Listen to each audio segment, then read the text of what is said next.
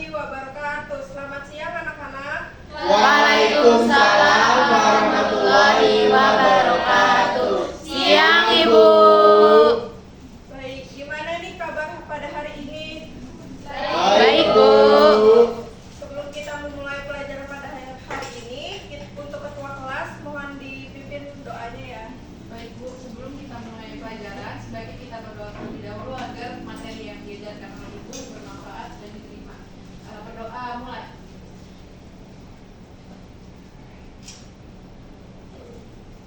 Baik, berdoa selesai. Baik, ketua kelas, apakah hari ini hadir teman-temannya? Baik, alhamdulillah hadir semua ya. Sebelum masuk materi pada hari ini, ada yang masih ingat gak kemarin belajar tentang apa? Saya minggu lalu kita belajar tentang penyebab masalah sosial akibat globalisasi dan era digital. Betul kata Umi. Pada minggu ini pada minggu kemarin kita sudah membahas penyebab masalah sosial. Nah, pada hari ini kita akan membahas tentang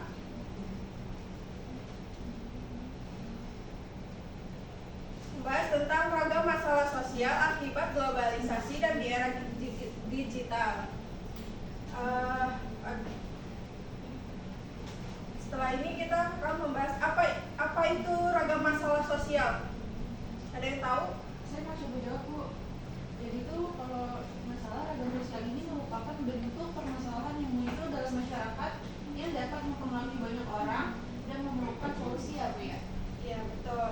Jadi ragam masalah sosial adalah ragam masalah sosial merujuk pada beragam permasalahan yang terjadi dalam masyarakat yang dapat mempengaruhi kesejahteraan dan hubungan antar individu. Selanjutnya, lalu apakah semua masalah sosial disebabkan oleh globalisasi dan perkembangan dunia digital?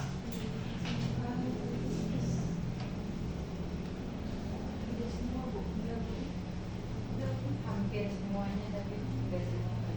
Betul, jadi jawabannya tidak semua masalah sosial disebabkan oleh globalisasi dan perkembangan dunia digital. Meskipun globalisasi dan dunia digital memang memberikan dampak besar dan membawa pengaruh yang sangat signifikan dalam masyarakat. Apa saja sih masalah sosial tersebut? Yang pertama itu ada ketertinggalan dan ketimpangan budaya. Sebelum itu, ada yang tahu nggak sih ketertinggalan dan ketimpangan budaya?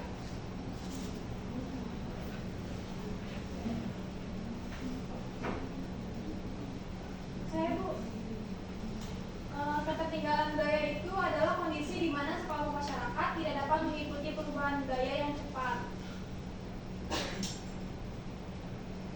Oh iya Bu, saya juga mau nambahin. Jadi itu kalau ketimpangan budaya dapat dimaknai sebagai kondisi ketika masyarakat lebih menghargai dan mengagungkan budaya baru dibandingkan budaya aslinya. Ketidaksetaraan atau ketimpangan budaya ini muncul dari diskriminasi, stigmatisasi, atau pelebelan kelompok sosial tertentu. Betul. Jadi, pertukaran budaya yang terjadi karena globalisasi dan perkembangan dunia digital juga menghadapi situasi yang sama. Kemajuan teknologi yang tidak diimbangi dengan perubahan perilaku masyarakat dapat menyebabkan ketertinggalan budaya. Ketertinggalan budaya terjadi karena perubahan dalam budaya material berlangsung lebih cepat daripada budaya non-material. Ketertinggalan budaya terdapat juga masalah ketimpangan. Ada yang mau coba menjelaskan gambar sini? Saya mau coba Bu. Boleh nih Pak. Jadi ada bahasa daerah yang terancam punah. Ada 4 bahasa daerah di Indonesia yang kritis atau sangat terancam punah dan 18 bahasa daerah lainnya yang terancam punah. Nah, 4 bahasa daerah dalam kondisi kritis atau sangat terancam punah ini diantaranya ada Reta, yaitu dari Kabupaten Alor, NTT, kemudian ada Saponi dari Kabupaten Moropen, Papua, kemudian ada Igbo dari Kabupaten Halmahera Barat, terus ada juga bahasa Maher dari Maher atau dari Kepulauan Pisang di Maluku. Terus ada 18 bahasa daerah yang terancam punah. Ada 2 dari Sumatera, diantaranya ada dari daerah Bajau Tungkal dan Matang. Lalu ada dari Sulawesi, dari Sulawesi ada 4, diantaranya ada dari daerah Panesokan, Onja,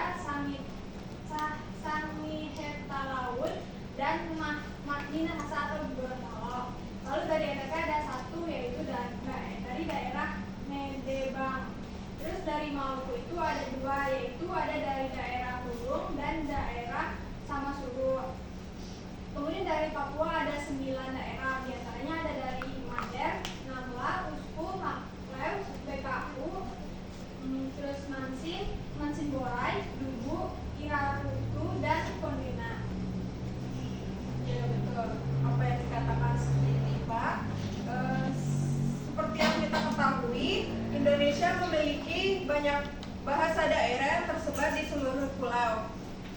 Namun, kekayaan budaya ini dapat terancam oleh arus globalisasi dan dunia digital. Sebagian masyarakat lebih memilih menguasai bahasa asing daripada bahasa daerahnya itu sendiri. Globalisasi dan dunia digital memudahkan masuknya budaya asing yang mempengaruhi pola perilaku masyarakat dan tatanan sosial. Hal ini berpotensi mengurangi rasa cinta masyarakat terhadap budaya lokal dan menyebabkan ketimpangan budaya.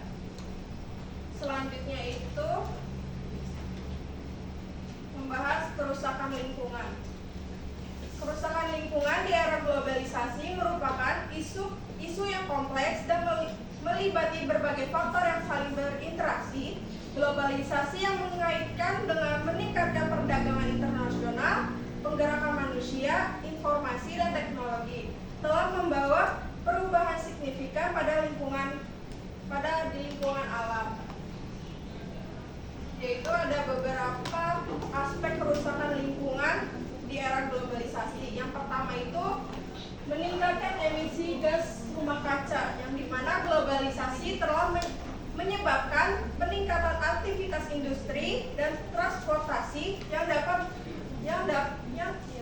pada gilirannya meningkatkan emisi gas rumah kaca. Yang kedua itu ada polusi udara dan air, yang dimana industri yang berkembang pesat dan urbanisasi yang terjadi akibat globalisasi menyebabkan meningkatkan polusi udara dan air. Selain itu, limbah industri dan domestik seringkali dibuang ke sungai dan laut tanpa pengelolaan yang memadai. Yang ketiga itu ada eksploitasi sumber daya alam, yang dimana mendorong eksploitasi sumber daya alam secara besar-besaran untuk memenuhi permintaan global. Yang pertama itu pertambangan, yang kedua itu pengorbanan minyak, yang ketiga penangkapan ikan berlebihan, yang keempat itu ada globalisasi dan konsumsi berlebihan. Nah, globalisasi memfasilitasi akses yang lebih memudah ke berbagai produk di seluruh dunia yang seringkali mendorong pola konsumsi berlebihan. Selanjutnya itu membahas tentang kejahatan siber. Kejahatan siber adalah perbuatan melawan hukum yang dilakukan dengan memakai jaringan komputer sebagai sarana atau alat atau komputer sebagai objek, baik untuk memperoleh keuntungan atau tidak dengan pihak lainnya.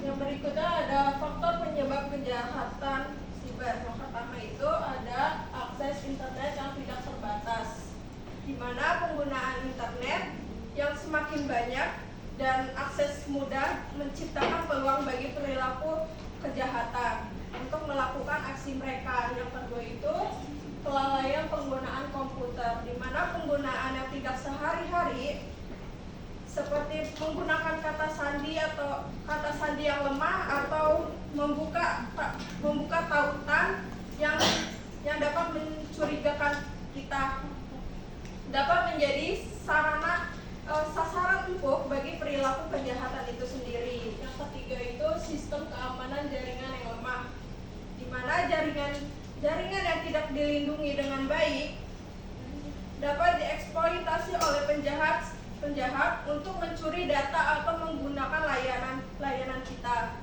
Yang keempat itu ada motif ekonomi,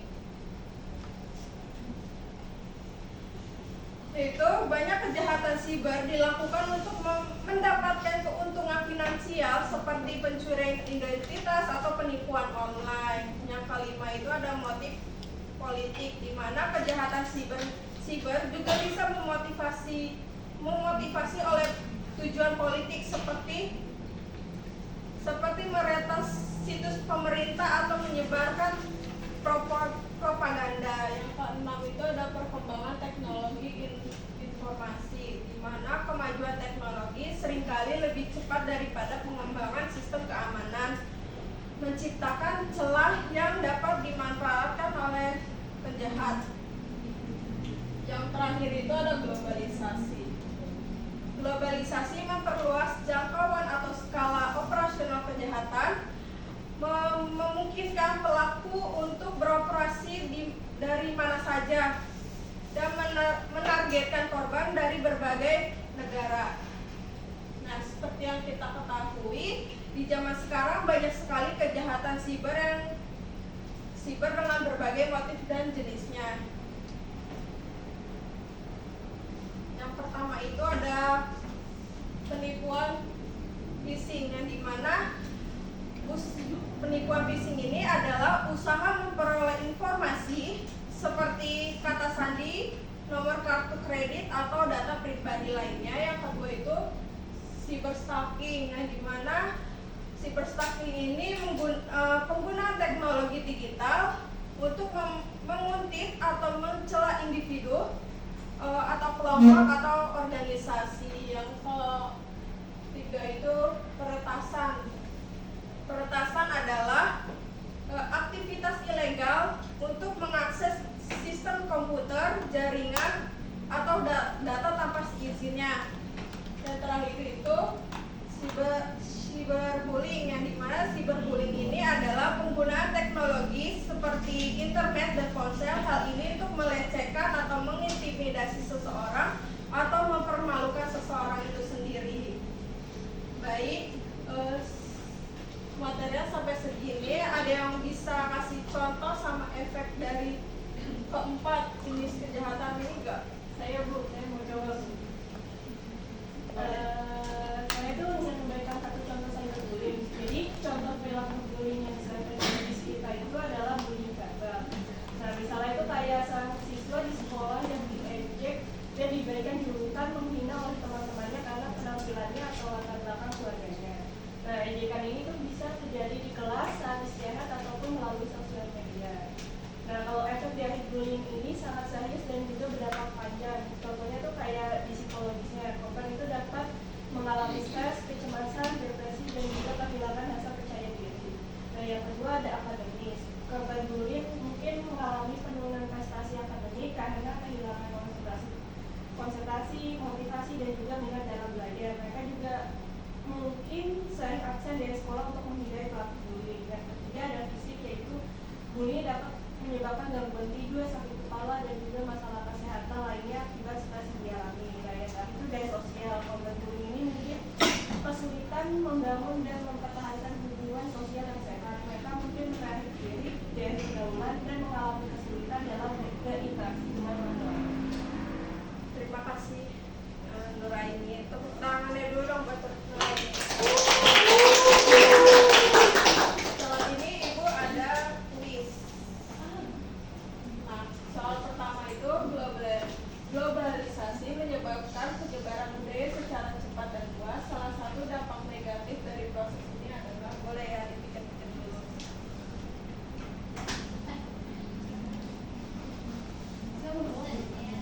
Apa Umi? B. Menurutnya kearifan lokal. Coba ya, tidak dulu jawabannya.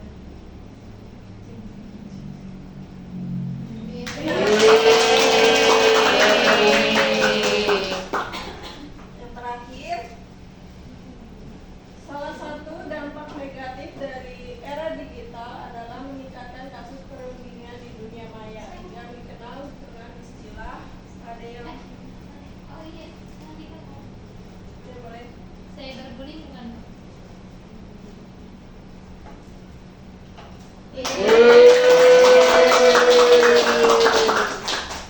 Baik, segitu aja Ya. pembelajaran pada hari ini. Ya. Semoga apa yang Ibu Ibu sampaikan dapat dipahami oleh kalian semua. Kurang lebihnya mohon maaf. Wassalamualaikum warahmatullahi wabarakatuh. Waalaikumsalam warahmatullahi wabarakatuh. Terima kasih, Bu.